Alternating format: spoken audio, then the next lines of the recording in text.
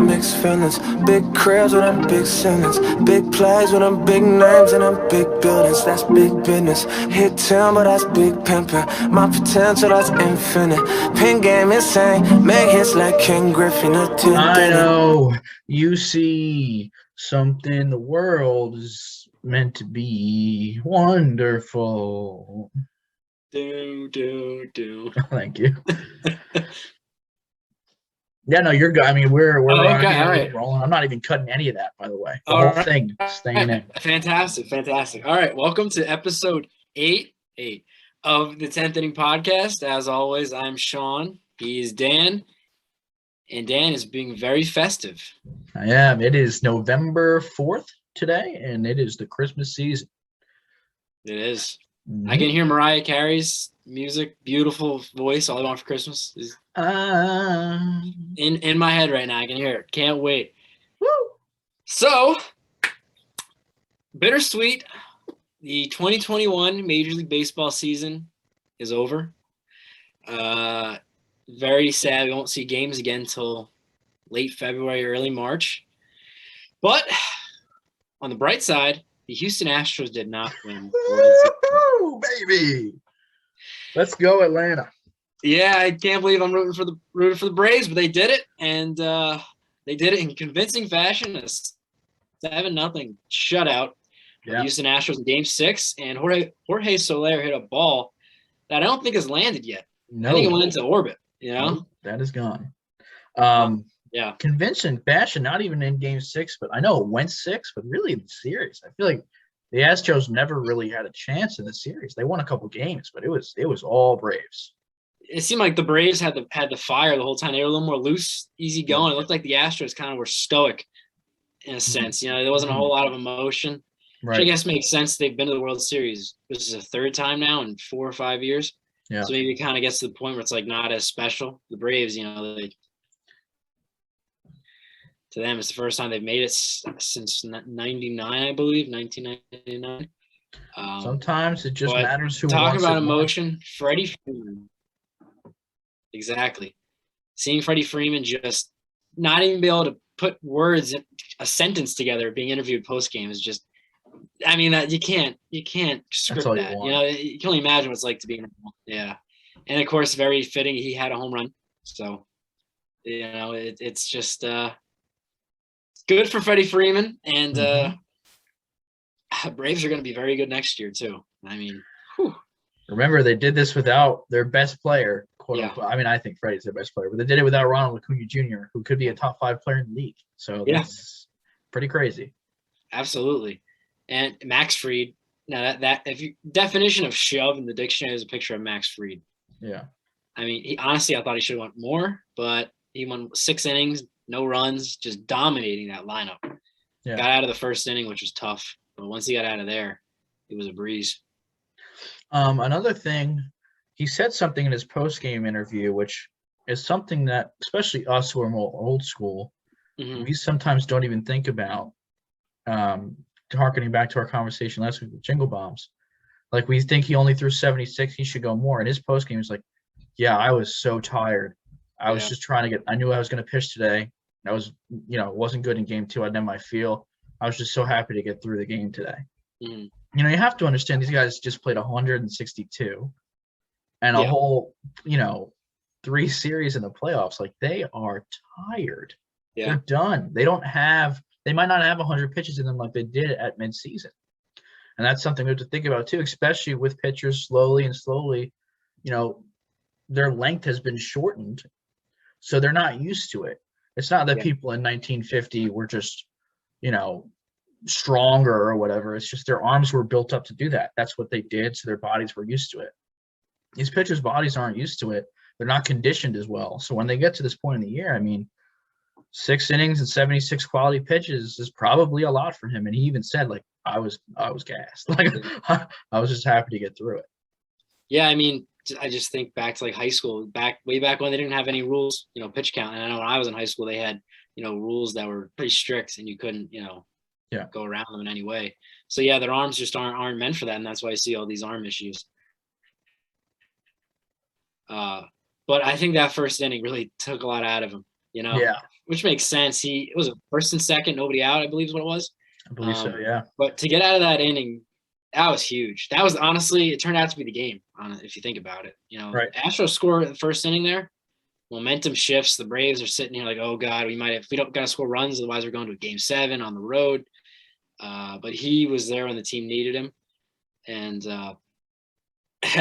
he made up for his poor, I guess you could say, performance earlier. But on the Astros side, I guess on paper you would say the Astros had a better team, but they just didn't show it in the series. They just didn't hit. Jordan Alvarez didn't hit. Michael Brantley, as much as you love him, had a bit of a down postseason in general. Right. For his standards, of course. The first couple of games in the World Series, Michael Brantley was hitting anything and everything thrown up at the plate. Yeah. But the last 3-4 games, he was just non-existent. Believe it or not, he ended up finishing the series hitting .333. Really? That's just a testament to Michael Brantley. Yeah. He did go 2 for 4 in Game 6, but he had a couple games there where he went 0 for. Yeah. He happened to literally get like 7 to 8 hits in the first 2 games. That's Michael Brantley is what he does. But Jordan hit 100. .100. He was almost sub-100. Yeah. And that's not something I called. I can tell you that. Oh, I believe you said he was going to be the unsung hero. I did. I said guess you weren't right about everything. if they win. I mean, they were. Yeah. He did not show up. He didn't do well. Bregman didn't do well either. Those are 2 huge, cogs in the machine there to just go cold at the worst time. And if he's talking about players that didn't do well, on the other side, Ozzie Albies didn't do well, and they were able to. The guy in the Braves I said was going to do great. Yeah, that's true. Yeah. Just on fire. I was on fire. The World Series, I was on fire with. You were. Yeah. Obviously great for Brian Snitker. Congrats to him. Dusty Baker. Well, nobody like that. Please resign and go to a team we all like. Like maybe right. Just saying. Make it easier to root for you. Yeah, please. But yeah, overall it was a good series. Even though it won 6 games, like you said, it didn't feel like a 6-game series. It felt like 5-game series, Felt like 5, yeah. That Astros win in Game 5 was just odd. Yes. Like it didn't feel right. Didn't even feel real because it's not like it carried any sort of momentum into Game 6 whatsoever. No, and the way they won, they came down from a huge deficit. Yeah. Usually you win like a game like that, and momentum carries over. But what they say, momentum is just your starting pitcher the next day. Yeah. I mean, I'm going to go on a little bit of a hot take here. I don't know if you call it that, but I think of all the professional sports, like the 4 major sports, momentum is from game to game is almost non-existent. I mean, you get some of that, but I feel like there's less occurrence where a team will get on a run. Like you look at the Red Sox of 04. That's obviously a momentum, but you look at this, I don't know, just me personally, I think that momentum in baseball isn't as prevalent as other sports. I think the reason for that is momentum in baseball is not so much team oriented as it can be individualized. I think players can build momentum because I think baseball is, like the great Yogi Berra said, it's 90% mental. Mm-hmm. So if a player starts hitting and he starts getting his confidence, he can 100% build momentum in his at-bats. Yeah. I've experienced that. I've experienced both, just in a slump where, again, it's also mostly mental and momentum. Like when you start hitting, you start hitting. You know what I mean? It just happens. So if a couple guys do that, then it could seem like team success, but I feel like momentum is very individualized in baseball. So that's why it doesn't always correlate. No, I absolutely agree. I was put very nicely. Yeah, good job. But yeah, congratulations to the Atlanta Braves, 2021 World Series champions. And I'm sure there's going to be a ton of people picking them to win the World Series next year as well. And for a good reason. I mean, no, and not to jump too far ahead in off-season issues or whatnot, but obviously the Astros have a big issue with Carlos Correa, and then Justin Verlander is also a free agent. The Braves, they're going to Eddie Rosario, Jorge Soler, Adam Duvall, Jock Peterson. I believe those are all 4 of them are going to be free agents. Obviously, they can't bring all of them back. And they'll have some decisions with Marcelo Ozuna, and then who knows about Acuna when he can come back. Hopefully he'll be back to start the year and play the whole year, but you never know. Yeah. So it should be interesting to see. Somebody better pay Eddie Rosario this year. Yeah. Hopefully not the Braves. Maybe another team in the NL East. More than 1 year, more than one digit is what I'd like to see for Eddie Rosario. Also, Pablo Sandoval, the Panda, played enough games for the Braves this year to qualify to get a ring. And so now he's going to have 4 rings, 3 with the Giants and 1 with the Braves. That's Pob. That's exactly the Kung Fu. Kung Fu fighting. Gotta love him. Shout out Dan Plesac. Yeah. So didn't go too long without getting some, I wouldn't say bombshell news, but some big news. Yeah. Buster Posey, the longtime catcher for the San Francisco Giants, your favorite team, Dan, has announced his retirement at age 32. He heck of a career. Mm-hmm. Excuse me, 34. My apologies. Heck of a career. Was the National League MVP in 2012. The 336 batting average, 103 RBIs, and 24 home runs. Obviously, he had some injuries in his career. Had a rule, made for him, the catcher collision. But heck of a career. And I'm going to go over to you because you've seen him play more than I have since you're a Dodger fanatic. When someone says Buster Posey, what do you think of? Like, what's the type of player and type of person you see? First off, I want to say this. Buster Posey's the first player I think that I saw his whole career. I'm at that age now where, I remember I might have seen other whole careers but not remember them. I remember Buster Posey coming up. Yeah. I remember his first game. I remember, all of his career, and now he's retired, which is a little bit scary for me. But it's also crazy. It's crazy. Like Buster We're getting Posey, old. We're getting there. I just saw a whole career out of the guy. Yeah. But I mean, throughout his whole career, he hasn't been the guy I've wanted Kershaw to face. I'll say that. Mm-hmm. Yeah. But do I think his stats make him a Hall of Famer? Getting into that debate, I don't know. I really don't. But I can tell you this: if we're talking about Hall of Fame and whatever that means to you, I think he's a Hall of Famer. Yeah. He as far as impact, Hall of Fame should have. I really don't even think it should just be about stats. It should be about impact almost first. Babe Ruth might be the greatest player of all time, not because he was the greatest player of all time, but because he changed baseball. He has the most impact ever on our sport. And Buster Posey, like you said, he's got a rule named after him. That might not even be a good thing, but there's a reason that it was his, because he was so popular, and the fact that it happened to him was so impactful. You don't see the who was it, Juan Lagares? You don't see the Juan Lagares rule, right? Oh, Ruben Tejada, because no one gives a shit about Ruben Tejada or his no offense to Ruben Tejada, but they're not going to name that rule after him. I believe it's actually named the Chase Utley rule. Yeah, because Chase Utley, but that's for another day. Chase Utley's damn near a Hall of Famer if he is. Oh God. But I mean, Posey 3 championships was him coming up was the start of the Giants dynasty.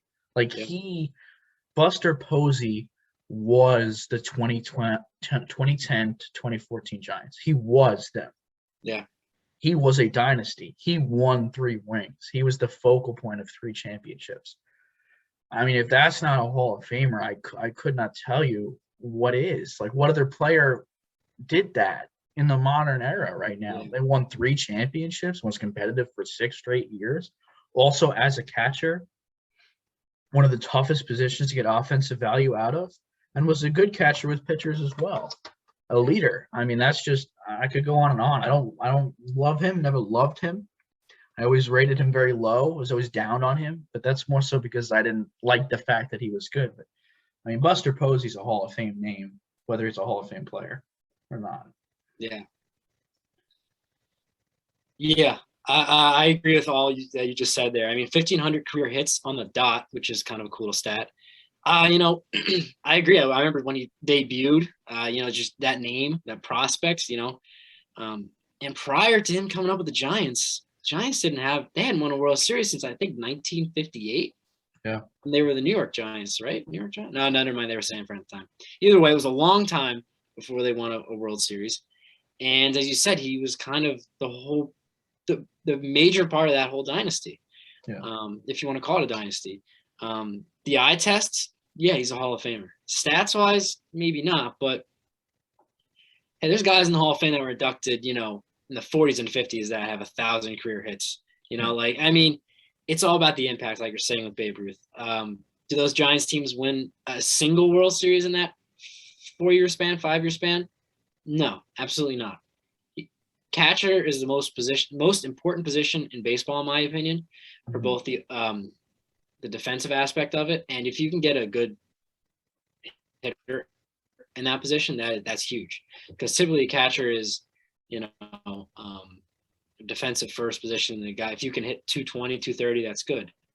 When I think of Buster Posey, I think of Yadier Molina, and I think of those two guys kind of. Obviously, Yadi's been doing it longer, but I think of those two guys as the two best catchers in the sport over a long period of time. It's also crazy to think that Buster Posey is 34. I thought he was younger. When I first saw the news that he was retiring, I was like, oh, what is he, like 30, 31? I mean, I said 32 a few minutes ago, but he's actually 34. And you say, oh, that's kind of young for baseball, but not for a catcher who has had some serious injuries. Yeah. He got obviously bowled over at the play, as we alluded to earlier. He had a hip injury. He had surgery for, which kind of affected him for a few years after. Honestly, this was the first year after that surgery that he looked himself again, and now he's retiring. But heck of a career, 3-time World Series champ, and like the face of the San Francisco Giants. He was the face of an organization for well over 10 years, and that's not easy to do. That is insane. And this is what we were talking about. We're like, we wish Pujols would have went out like this. Yeah. Like David Ortiz. The only problem is he didn't announce it. I wish he would have said something. Yeah. You know, he would have had a hell of a last season, especially this being it, the great year he had. Yeah. I mean, you know, he deserved a year to himself. And I wonder if the Giants knew when they found out, because that's going to affect them greatly moving forward. That's a big bat out of their lineup.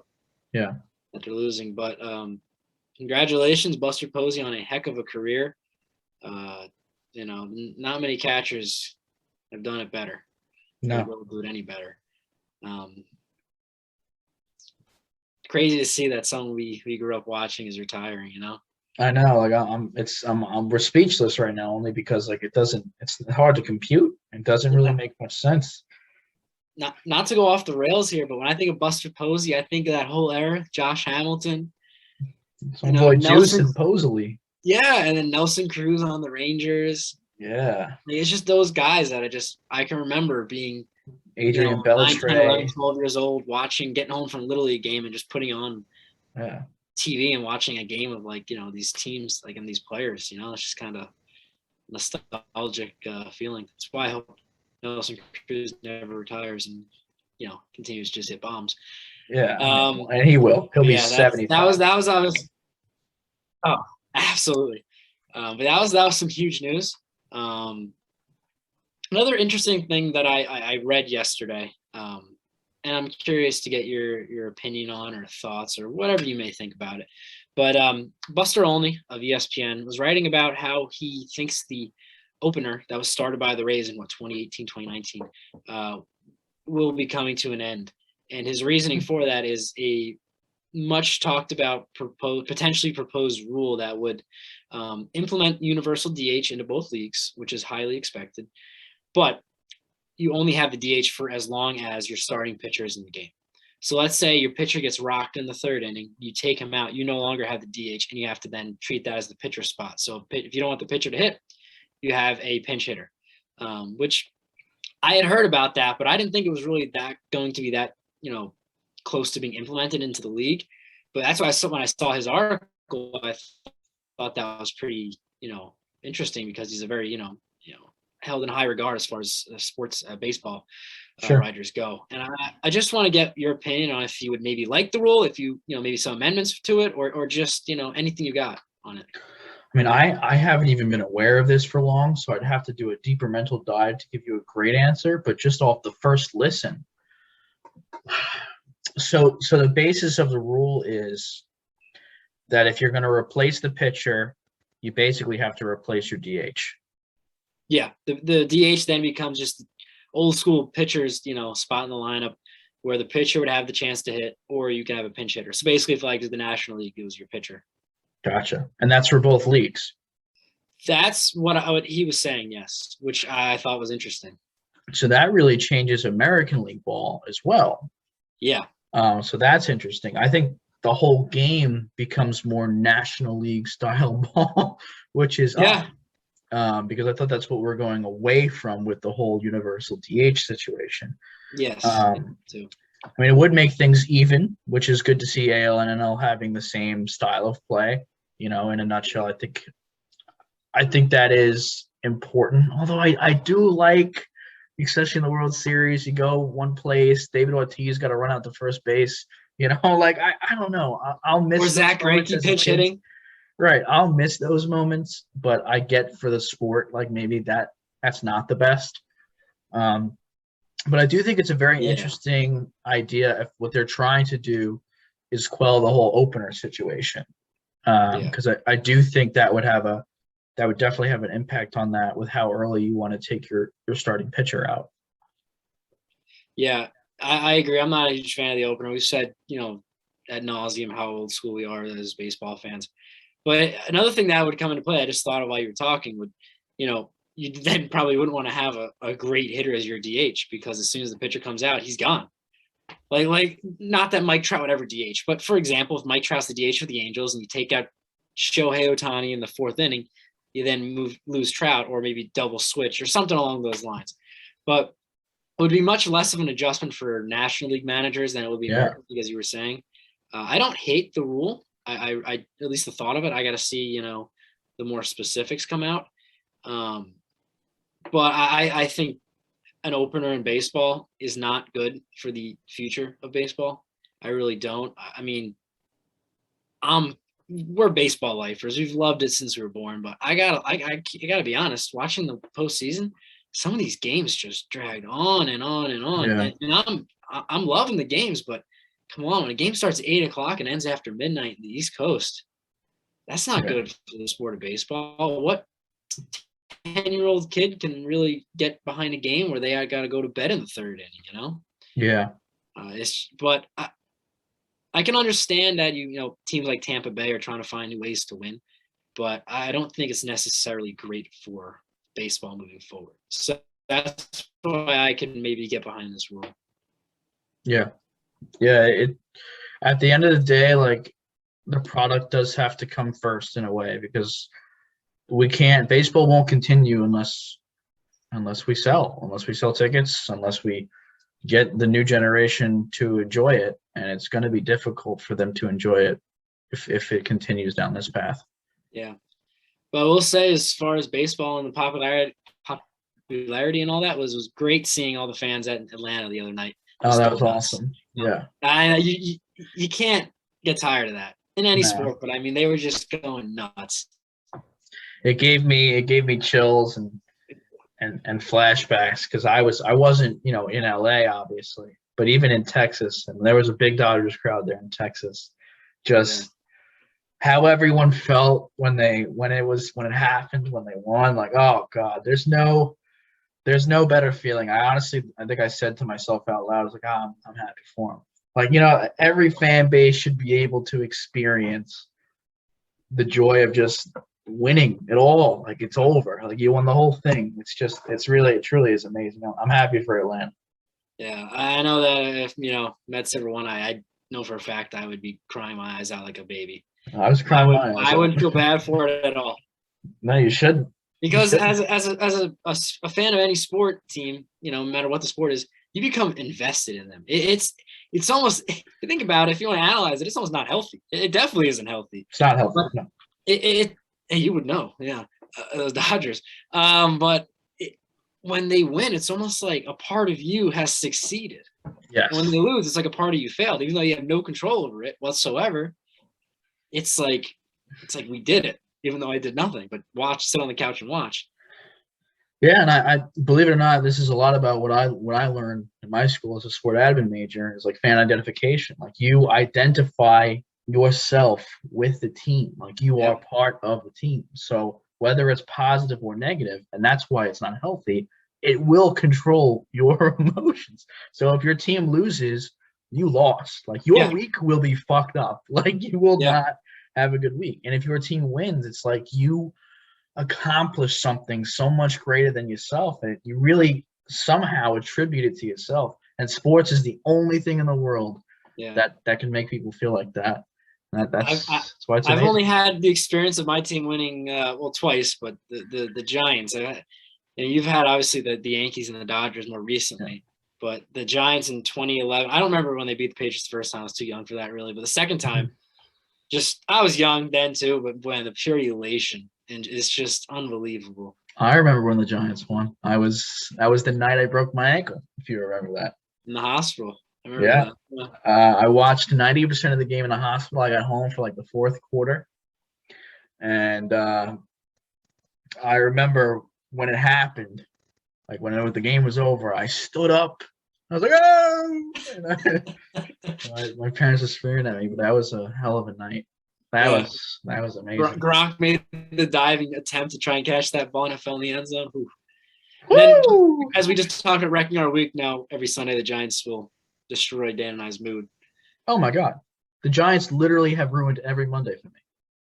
Sunday, Monday, and every other day that ends in a Y.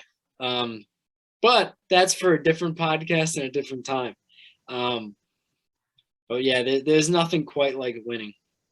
I mean, it's you can't even put it into words. You really can't. No, you can't. And some other baseball news. There's really not tons coming out right now because obviously the World Series just ended.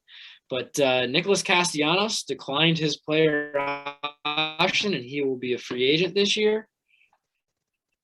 It's going to be a loaded outfield class.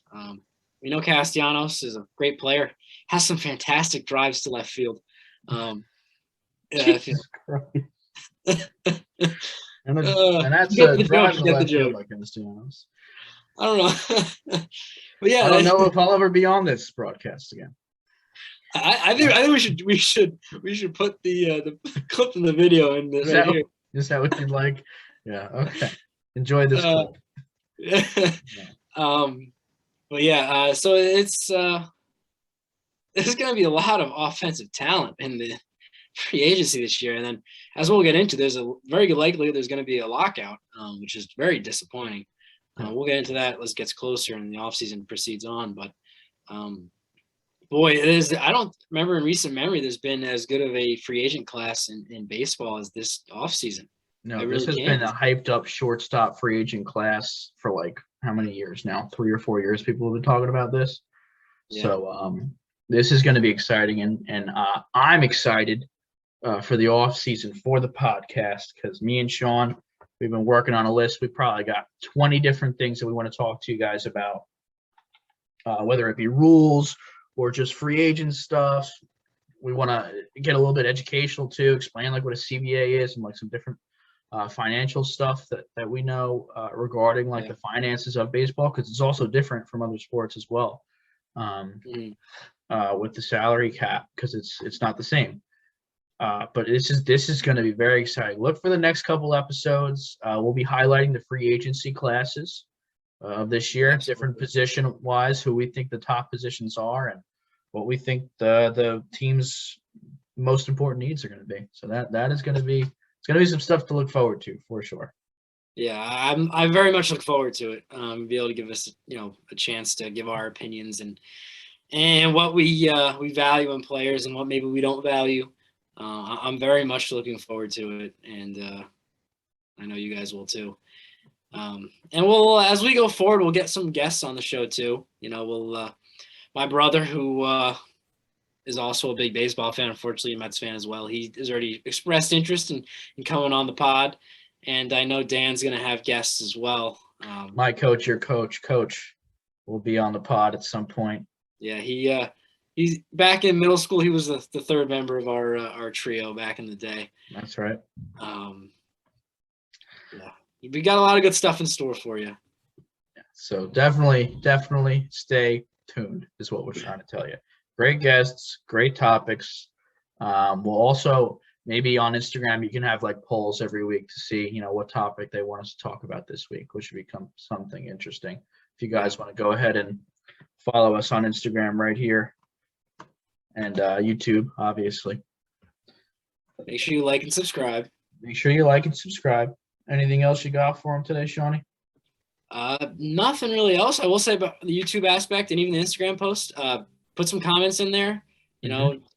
Like we said before, if you want us to talk about something, please let us know. We're more than happy to do that. That's all I got for you today. Thank you guys for tuning in and watching.